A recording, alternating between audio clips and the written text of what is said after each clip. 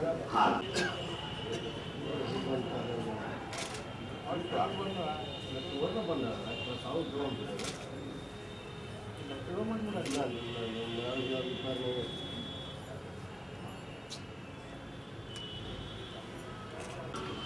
ini sebagai terpercaya aneh dan manis hati.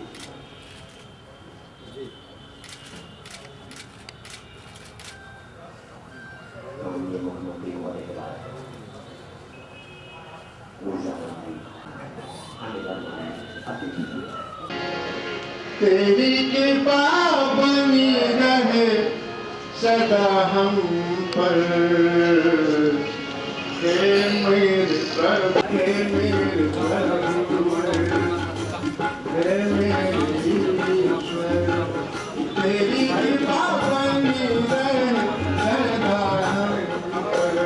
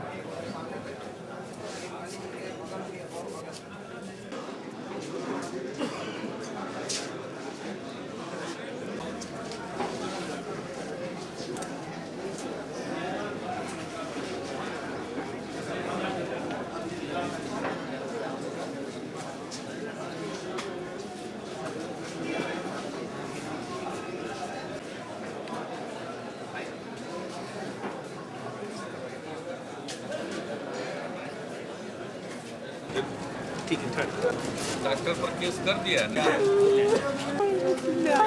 हुआ क्या? अभी मर जाएगी इसी के दरमियान मेरा आँखा बस आया साहब दिल्ली से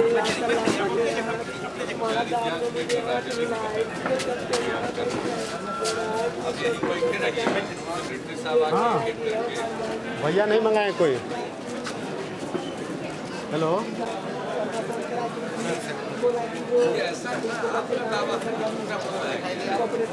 एक मिनट रुके रहिए, हम आते हैं।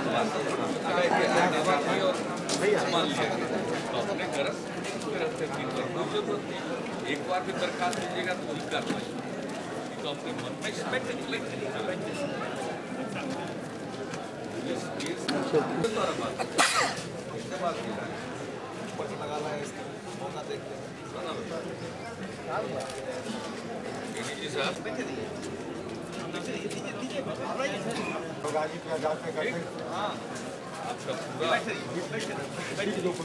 पूरा इनका जमीन कब्जा कर लिया है, ये आपका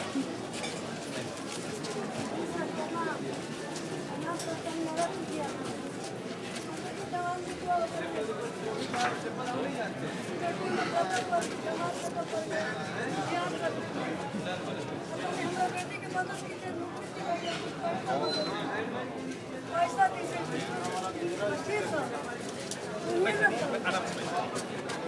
विकलांग हैं, हम विकलांग हैं।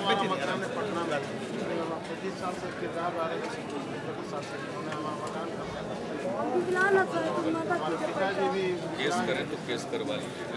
ये ये रखिए। कुछ मदद कीजिए सर, पैसा हम विकलांग हैं। अपनी बात कहिए। चुनाव कार्यक्रम के लिए बंदोबस्ती के साथ। ये सर इसमें जबरन दखल हो रहा है। हाँ हाँ, इसलिए वो अफसर हैं। इनका बेटा आपको इनको तंग कर रहा है। नया वाला काम लागू हो गया है। बूढ़ा बुढ़ी को बेटा पुत्र तंग करे तो ये लागू हो गया ना।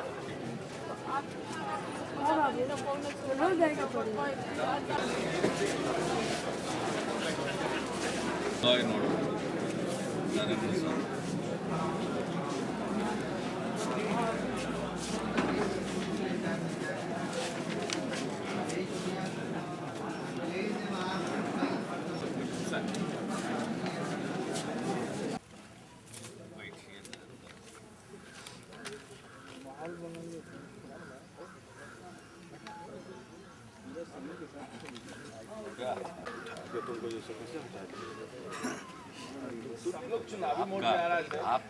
आप लोगों का समय होता है इसमें के लिए। तब राहुल गांधी आए बिहार में, मिशन बिहार। सब पार्टी अपना काम करती है। चुनाव का साल है, सब लोग सक्रिय है।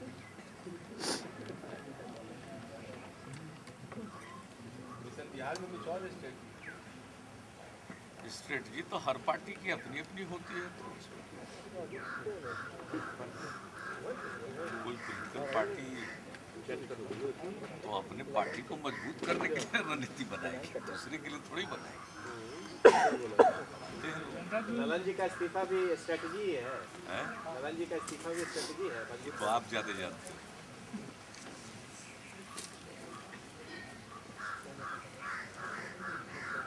सब पार्टी को अपना काम करना पड़ता है, लोग अपना काम करना है। इसमें कोई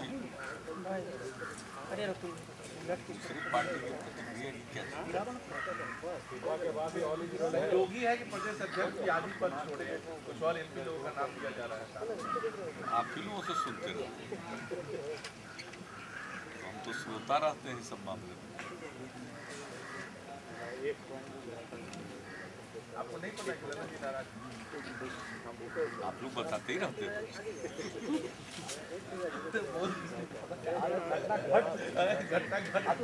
इस्तीफा दे दिया, होने वाली नहीं हो तो हो।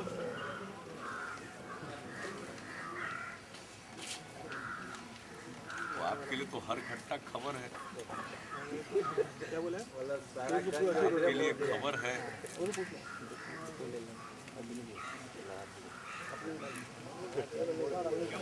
लगता है वो कि राहुल जी के बाद आपकी पार्टी में स्टेट खतरा बढ़ने की उम्मीद है, वो ट्राई करेगा आपको डीएस्टेबलाइज। सब पार्टी अपने अपने ढंग से काम करती है। राहुल जी कांग्रेस पार्टी के नेता हैं, वो बिहार घूम रहे हैं, देश भर घूम रहे हैं।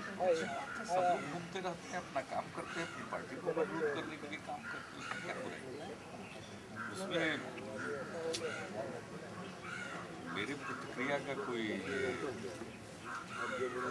थोड़ी नहीं, आपकी प्रक्रिया नहीं है, आपको डीएस्टेबलाइज करने का भी एक मुहिम हो सकता है। सब जनता के हाथ में होता है। चुनाव का साल है, जनता फैसला करेगी। अगले 5 साल के लिए वो जिनको जनादेश देगी वो काम करेंगे। अभी तो हम लोगों को काम करने का मौका जनता ने दिया हुआ है, तो जो समय है काम करते रहेंगे। चुनाव होगा तो जनता निर्णय लेगी कि कौन किसको वो जनादेश देगी। जनता ही जनता का फैसला होगा। तो कार्यकाल के आखिरी साल में स्टेबलाइज गया और डिस्टेबलाइज गया कोई मतलब रखता है? तो चुनाव हो तो लोकतंत्र है।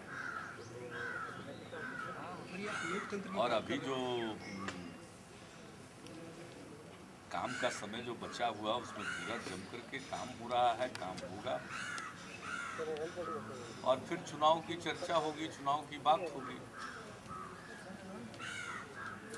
तो विपक्ष में जो पार्टियां हैं वो तो चुनाव के पूर्व की तैयारी पहले से करती हैं और हम लोग जाएंगे अपने काम के हिसाब से जनता के बीच में। चुनना जनता को है, फैसला वो करेगी।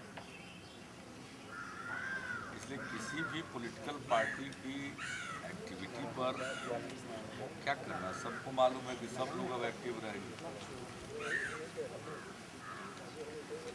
आप लोकतंत्र की बात कर रहे हैं सर, आपकी पार्टी में ये आरोप बन रहा है आपका कि आप आंतरिक लोकतंत्र खत्म हो चुका है। मैं अपनी पार्टी की चर्चा मीडिया के माध्यम से नहीं करता, आज तक किया ही नहीं है तो आज क्या करें? हम समझ नहीं रहे, आप घुमा फिरा के पूछना तो उसका क्या फर्क? लेकिन ललन जी कह रहे थे ऑल इज वेल नहीं है पार्टी में। डेविल्स आर्गुमेंट कीजिए तो उससे क्या हम पर असर पड़ता है? आप लोग हमको जानते भी हैं तब ये सब सवाल पूछते रहते, क्या फायदा? आगे बढ़िए, बहुत चीजें होती हैं देश दुनिया में बहुत चीजें होती रहती हैं। सवाल है ओम प्रकाश जी, चाहे कान को सीधे छूइए या उल्टा छूइए, बात वही। आप सब लोग हमको अच्छी तरह जानते हैं, इसके बाद भी ट्राई कर रहे हैं तो इसका क्या उपाय है? इसलिए और जिसको कहते हैं कुछ बदलिए। अगला अध्यक्ष कौन होगा यही बता दीजिए। पहले आपसे वही पूछ चुके थे, वो ओम प्रकाश जी हैं, आप प्रकाश जी।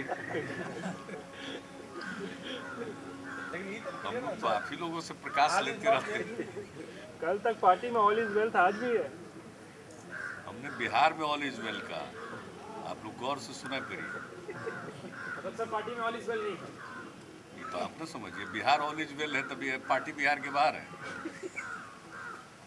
अरे हम तो वाइडर सोचते हैं ना, ब्रॉडर आउटलुक। बिहार में सब ठीक है, आपको कहाँ गड़बड़ी बुझा रही है? बिहार के लोग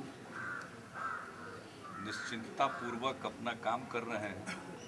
पार्टी के लोग बाकी राजनीति में तो सबकी सक्रियता रहती है, हर एक पॉलिटिकल पार्टी की सक्रियता रहती है। कोई काहू मगन, कोई काहू मगन, उसमें क्या कीजिए? यहाँ पे बड़े भाई इस पे कुछ नहीं बोलते। और मैं तो उनका ताजपोशी 7वीं बार हुआ, वो बोल कैसे नहीं रहे थे? वही बोल रहे थे। सर लोगों में उत्सुकता है, सब जनता अपने अपने ढंग से जो काम करना है करते रहते हैं।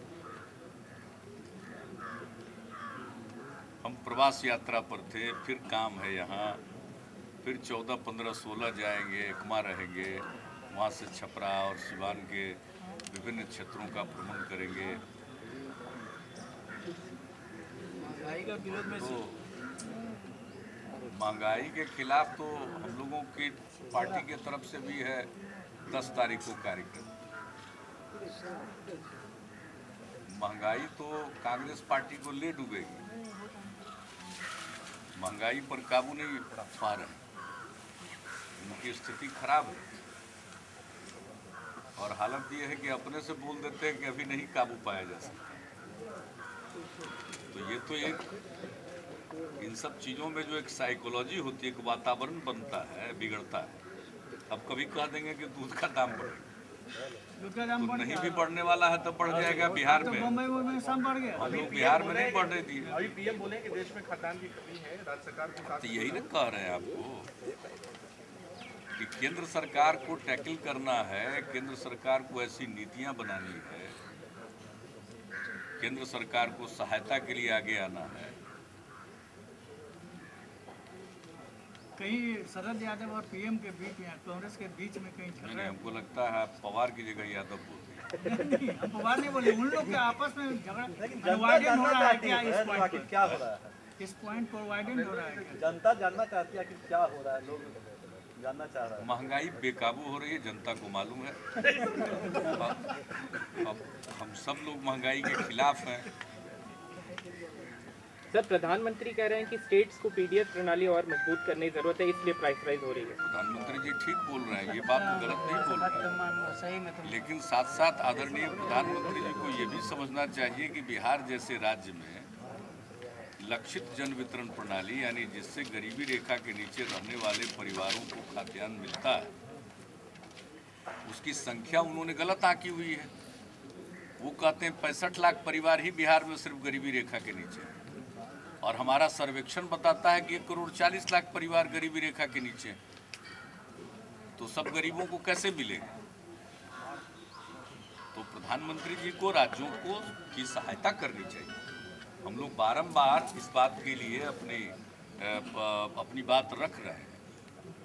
पिछले 2 वर्षों से निरंतर और लगातार हम लोग केंद्र सरकार के सामने सारी बातों को रख रहे हैं, और अब तो केंद्र सरकार के विभिन्न मंत्रालयों और संगठनों के द्वारा जो कमेटियां बनाई गई, उसने भी हमारी बात को पुष्ट किया है। मतलब गरीबी रेखा के नीचे रहने वाले लोगों की संख्या का आकलन सही नहीं किया गया।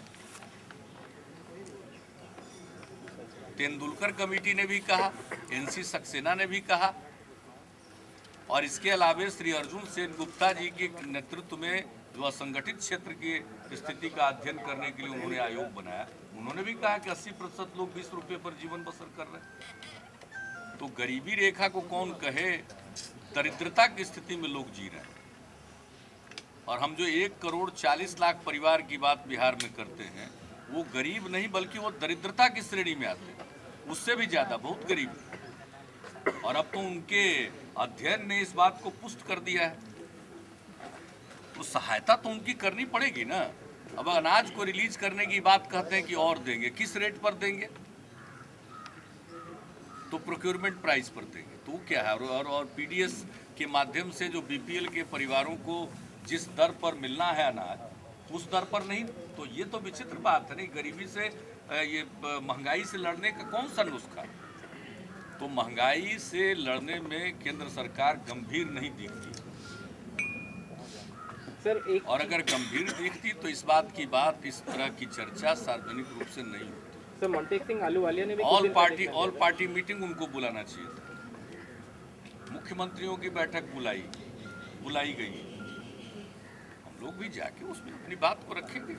सर, मोंटेक सिंह आलूवालिया के कुछ दिन पहले बयान आया, महंगाई का मुकाबला करने के लिए हमारी सरकार ने तो सब कदम उठाया है, और केंद्र ने जितनी अपेक्षा की थी उस सब अपेक्षाओं को हमने पूरा कर दिया। लेकिन ये तो देशव्यापी है। ये राज्य का फेनोमेनन तो होता तो कहीं कम कहीं ज़्यादा होता।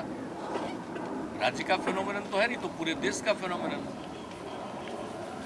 तो ये तो अपनी जिम्मेवारी से बचने के लिए दोषारोपण जैसी स्थिति है, किसको नहीं मालूम। और यहाँ एक पार्टी है जो दिल्ली में यूपीए को समर्थन दे रही है, यहाँ उसके खिलाफ बोलती है, और वो कहते हैं कि 6 महीना पहले वाला दर लाएं। तो मई 2004 का दर लाना चाहिए उनको। एनडीए की सरकार जब केंद्र से गई, उस समय जो चीज़ों के दाम थे उस पर चीज़ों के दाम को पहुँचाएं, और तब तक आंदोलन करें। तो यूपीए 1 के शागिर्द रहे, महंगाई बढ़ती गई, सत्ता का सुख भोगते रहे। आज सत्ता से बाहर हैं तो बोल रहे हैं, इसलिए इन बातों का कोई मतलब नहीं। राज्य सरकार पर दोषारोपण कर देंगे, जमाखोरी। तो जमाखोर का नाम बताने के लिए कहा, हम लोगों ने टेलीफोन नंबर जारी कर दिया, उस पर शिकायत कीजिए। कोई शिकायत करता नहीं है। ये जो हमारे नेता लोग हैं विपक्ष में, ये बोलते रहते हैं, तो नाम क्यों नहीं बताते हैं? नाम न बताना चाहिए, तो नाम तो बताते नहीं है। अपना कारोबार ठीक रहे या बाकी।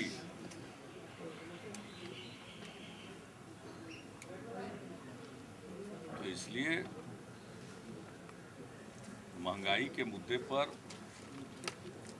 हम लोगों की पार्टी ने भी 10 फरवरी को कार्यक्रम का ऐलान किया है राष्ट्रीय स्तर पर। महंगाई के खिलाफ हम लोगों का भी पार्टी की तरफ से कार्यक्रम होगा।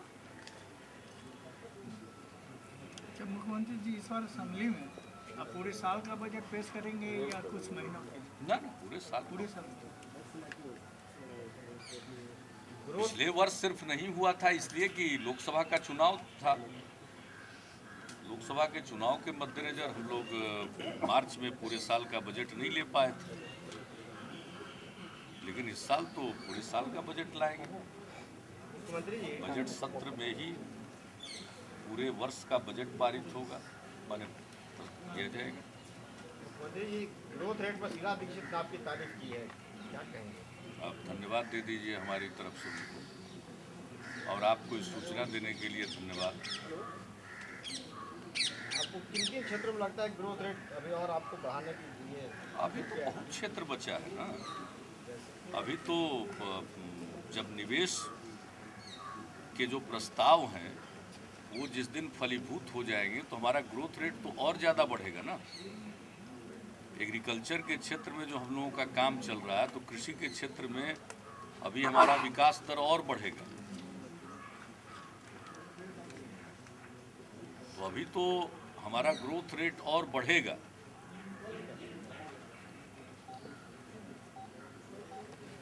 केंद्र अगर सहायता करे तो बिहार का ग्रोथ रेट तो 20% पर पहुंच जाएगा। लेकिन समस्या ये है कि हमारे यहाँ निवेश के जो प्रस्ताव हैं, मैं बार बार कहता हूँ, वो या तो ताप बिजली घर के क्षेत्र में है या एथेनॉल बनाने के लिए, गन्ना के रस से एथेनॉल बनाने के प्रस्ताव। दोनों में जो अड़चन है वो केंद्र से है। एथेनॉल बनाने की इजाज़त के लिए जो कानून है राज्य ने बनाया है, उसकी सहमति के लिए उनके यहाँ लंबित है। और दूसरा, ताप बिजली घर के लिए कोयला का लिंकेज उनको देना है, और बीच में इन्होंने पानी के इस्तेमाल का जो पर रोक की बात शुरू की है, उसको बंद करना पड़ेगा। तो बड़े पैमाने पर पूंजी का निवेश तो इन दो क्षेत्रों में होगा। और आप जानते हैं बिजली रहने पर तो और ज़्यादा संभावना। अभी कृषि के क्षेत्र में लोग डीजल का प्रयोग करते हैं पटवन के लिए बिजली की जगह पर, और अगर बिजली निर्बाध मिलने लगेगी किसानों को तो सस्ता पड़ेगा ना उनको, उनकी आमदनी बढ़ेगी, ग्रोथ ज़्यादा होगा। अभी हम गए थे देखने के लिए एक किसान की खेती को, डोभी के बगल में गया जिले में। क्या बढ़िया 6 एकड़ ज़मीन में ही उन्होंने खेती का नमूना पेश किया है। बगीचा भी है, यानी फल है, सब्जी है, धान है, गेहूं है, सब चीज़ का मिला करके, और काफ़ी अच्छी आमदनी होती है। कोई आदमी उसको अपना सकता है। लेकिन ज़मीन के टुकड़े हो गए, इसलिए हमने वहाँ ये अपना विचार व्यक्त किया और ये करने जा रहे हैं कि आपसी रजामंदी से जो ज़मीन को लोग अदला बदली करते हैं, तो इसमें इसके रजिस्ट्रेशन में जो उनको स्टाम्प ड्यूटी वगैरह लगती है, उससे उनको मुक्त किया जाएगा। हम लोग ये निर्णय लेने जा रहे हैं ताकि स्वेच्छा से लोग अपने ज़मीन का रकबा बढ़ा सकेंगे, एक दूसरे के सहयोग से, सहमति से। तो प्रोडक्टिविटी हमारे और बढ़ेगा। ये सारा काम हो रहा है, तभी तो हमारा ग्रोथ रेट और बढ़ेगा। अभी तो इतने ही देख करके लोग आश्चर्यचकित। तो काम हो रहा है, अब तो सब लोगों को दिखाई पड़ने लगा है काम। और सबसे बड़ी बात है कि बिहार की जो एक पहचान है वो उभर कर सामने आई। बिहार के लोग जो बिहार में रह रहे हैं, उनके अंदर तो एक संकल्प का भाव है ही कि बिहार को आगे बढ़ाएंगे। बिहार के लोग जो बिहार के बाहर, या तो देश के अंदर या देश के बाहर रह रहे हैं, वो अंदर से एक गौरव का अनुभव कर रहे हैं। ये कोई मामूली चीज़ थोड़ी है, ये बहुत बड़ी चीज़ है। ये कुल मिलाकर हम लोगों को विकास के क्षेत्र में, हर क्षेत्र में एक उछाल लाएगा। जी, भ्रष्टाचार को लेकर जो कानून बन रहा है, उसमें क्या पुराने मामले भी खुलेंगे? ये जो कानून बना है विशेष न्यायालय विधेयक, इसमें एक तो है कि जो मामले होंगे उनका एक समय सीमा के अंदर सुनवाई करके उसका अंतिम फैसला उसका एक तो ये है, और दूसरा कि डीए केस वगैरह के मामले में जिन पर चार्जशीट हो जाएगा तो उनकी संपत्ति को कन्फिस्केट किया जा सकता है, राज्यसात किया जा सकेगा। इसके लिए एक उपयुक्त प्राधिकार होगा जिसमें जुडिशियल ऑफिसर होंगे, उनके सामने पिटीशन फाइल किया जाएगा और सुनवाई करके दोनों पक्ष को वो फैसला देंगे और उनका फैसला प्राप्त होने पर उनकी संपत्ति जब्त होगी। तो अब जो हम लोगों ने कानून बनाया, राष्ट्रपति आदरणीय राष्ट्रपति की उस पर सहमति प्राप्त हो गई है, अब उस पर नियमावली बनेगी। उसकी जो नियमावली होती है, रूल्स होते हैं, वो रूल्स बन जाएंगे और रूल्स जब बन जाएंगे तो उसके हिसाब से कोर्ट वगैरह का गठन हो या उसके अंदर जिस प्राधिकार के समक्ष प्रस्तुत करना पड़ेगा पिटीशन संपत्ति को कन्फिस्केट करने का, वो बन जाएगा और तब कार्रवाई प्रारंभ हो जाएगी। यानी इसमें प्रोविजन है। नहीं, समय तो अब तो मिलना था, इसके बाद तो सब चीज़ें तेजी से हो जाएंगी ना। नियमावली हमने जब कानून बनाया है तो उसमें क्या क्या ज़रूरतें, इससे हमारा निगरानी विभाग और कानून विभाग दोनों परिचित है, वो दोनों अपना काम कर रहे हैं। न्यूनतम समय में नियमावली बनाने का प्रस्ताव कब मंत्रिमंडल के सामने लाएंगे। इसके बाद फिर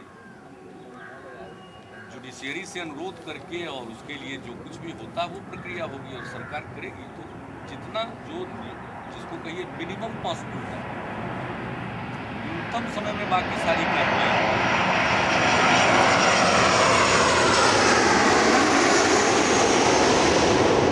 भ्रष्टाचार से लड़ने के लिए और भ्रष्टाचार पर काबू पाने के लिए एक बहुत ही सशक्त ये राज्य के हाथ में हथियार हो। और जिस प्रकार से अपराध पर काबू पाया गया, लोगों के मन से डर निकला, उसी प्रकार से भ्रष्टाचार पर काबू पाया जाएगा और भ्रष्टाचारी बचकर निकल नहीं पाएंगे। भ्रष्ट तरीकों से संपत्ति अर्जित करेंगे, लोगों के सरकार के धन को लूट कर, तब वो नहीं चल सकता है। अगर इस प्रकार के मामले सामने जो आए हैं और ऐसे मामले में कार्रवाई होगी, और ये कानून लाने के पहले हमने जनमत इसके लिए जागृत किया। पिछले 2 वर्षों से हमने सब जगह लोगों के बीच में इस प्रस्ताव को रखकर पूछा है। हम विकास यात्रा में पिछले वर्ष निकले तो संवाद का कार्यक्रम जो शाम में करते थे, शिकायत हम करने के लिए लोगों को मंच पर बुलाते थे और उसमें जो बात उभर कर आई, उसके बाद हम लोगों ने इसको मार्च में, पिछले साल मार्च में ये कानून बनाया, विधानसभा से विधेयक पारित हुआ और केंद्र की सहमति मिलने में काफ़ी विलम्ब हुआ। अनेक बार क्वेरी के साथ आता था, फिर जवाब जाता था। हम खुद भी केंद्र सरकार में गए, कानून मंत्री से भी मिले, तो अंततोगत्वा आ गया। तो अब तो जो होना था काम, सहमति वो तो मिल गई। अब इसके बाद तो कम से कम समय में वो बाकी का काम, औपचारिकताएं पूरी होंगी और निगरानी विभाग इस काम में लगा हुआ है। जल्दी प्रस्ताव लाएगा तो एक बड़ी बात हो। और इस मामले में बिहार से फिर एक जिसको कहिए कि नई चीज़ की शुरुआत हो। बिहार विधानमंडल में भी असंतोष है। बिहार विधानमंडल में आप सत्र होगा ना, असंतोष। मुख्यमंत्री वाला ऊपर आरोप लगाया है कि सीमा से ही जो है खदान जा रहा है नेपाल, कालाबाजारी हो बिहार का सीमा से। देखने वाला नहीं, हमारे एसएस भी लगी हुई है। भारत सरकार की जो केंद्रीय बल है, सीमा सुरक्षा बल सजग है, मालूम नहीं, सब तरफ लगा हुआ है। हम लोग को 4 साल पहले ही फर्टिलाइज़र के बारे में होता था 5 किलोमीटर सीमा के अंदर तक फर्टिलाइज़र की दुकान तक को हम लोगों ने फैसला ले लिया कि अंदर रहे। हम लोग कोई कदम उठाने में बाज आए। बाकी एक आध बार आप लोग भी दौरा उरा करिए। और कुछ लोग बोले हैं ना कि हम लोग वहीं पर चौकसी करेंगे, लेकिन देखिए वो चौकसी कर रहे हैं, उसी में शामिल हो रहे हैं, सब देखिए। मुख्यमंत्री जी, ये महाराष्ट्र में शिवसेना का उत्पाद बढ़ता ही जा रहा है। बात क्या करेंगे? ये सब कोई विचार है? पूरा देश एक है, क्षेत्र और भाषा के आधार पर। हाँ, विकास के लिए ठीक है, हर क्षेत्र का विकास होना चाहिए, हर भाषा का विकास होना चाहिए। हम लोग भी मराठी का सम्मान करते हैं। मराठी का सम्मान करने का ये कतई मतलब नहीं होता है कि हिंदी का अपमान किया जाए या किसी और भाषा का अपमान किया जाए, उसकी कोई आवश्यकता नहीं। तो जो उनकी विचारधारा है उसी के चलते तब वो नीचे जा रहे हैं, अपने विचारधारा के कारण। और महाराष्ट्र में कांग्रेस पार्टी भी कमोबेश उसी लाइन पर चल रही है। अगर उस लाइन पर नहीं चलती होती तो जब इन लोगों ने गड़बड़ किया तब कार्रवाई करनी चाहिए थी। कार्रवाई तो कभी किया नहीं।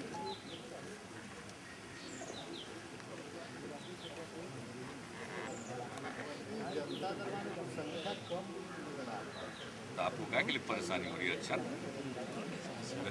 समस्या कम हो रहा है और हमको भी थोड़ा लोड घटेगा, तो इसमें तो आपको खुश होना चाहिए। तो हम पर बहुत लोड आप देखते ही रहना चाहते हैं, तब धीरे धीरे काम होते होते होते अब कुछ तो होगा। अब देखिए, भूमि विवाद निराकरण, इतने लोग आते हैं ना भूमि विवाद को लेकर के, और सरकार की मशीनरी के पास कोई अधिकार नहीं था। ज़्यादातर मामले कोर्ट में जाने लायक थे, लेकिन यहाँ भी चले आते थे। तो अब कुछ मामलों में जिसको लेकर ज़्यादा लोग आते हैं, भूमि विवाद के निराकरण के लिए हम लोगों ने एक कानून बनाया, उसकी भी नियमावली बन रही है, अंतिम रूप दिया जा रहा है। इसके बाद ऐसे मामलों पर कुछ कार्रवाई की जा सके। ये तो एक बहुत बड़ी समस्या थी कि लोग आ तो जाते हैं, क्योंकि अगर सरकारी जमीन पर कब्जा हो तब तो एसडीओ को, डीएम को अधिकार है कानून में, लेकिन निजी जमीन की बात आ जाती है तो उसमें तो कुछ है नहीं। वो सीधे सिविल डिस्प्यूट का मामला बनता था, न्याय उनको जाना पड़ता था। तो अब कुछ मामलों में उसके लिए डीसीएलआर को ये जिम्मेवारी दी जा रही है नए कानून के मुताबिक, और कैसे काम करेंगे उसकी नियमावली बन रही है। तो अब देखिएगा कि और संख्या नीचे चली जाएगी, तो धीरे धीरे तो संख्या नीचे जाना ही चाहिए। अच्छा, वैसे ये इसके लिए अभी निश्चिंत होने की आवश्यकता नहीं है। हम तो बाहर जा रहे हैं तो देख रहे हैं, उसमें भी काफ़ी लोग आ जाते हैं। राजगीर में थे, वैशाली में थे। वैशाली में उतनी ठंड, भयंकर शीतलहरी, आप में से तो बहुत लोग थे। अभिषेक पुष्करनी के चारों तरफ कितनी ठंड थी और कितने लोग थे। तो अभी ऐसा कोई निश्चिंतता का माहौल नहीं है, लेकिन फिर भी अच्छा हो, ये ट्रेंड हो जाए। हम तो यही मनाएंगे कि ये ट्रेंड हो जाए।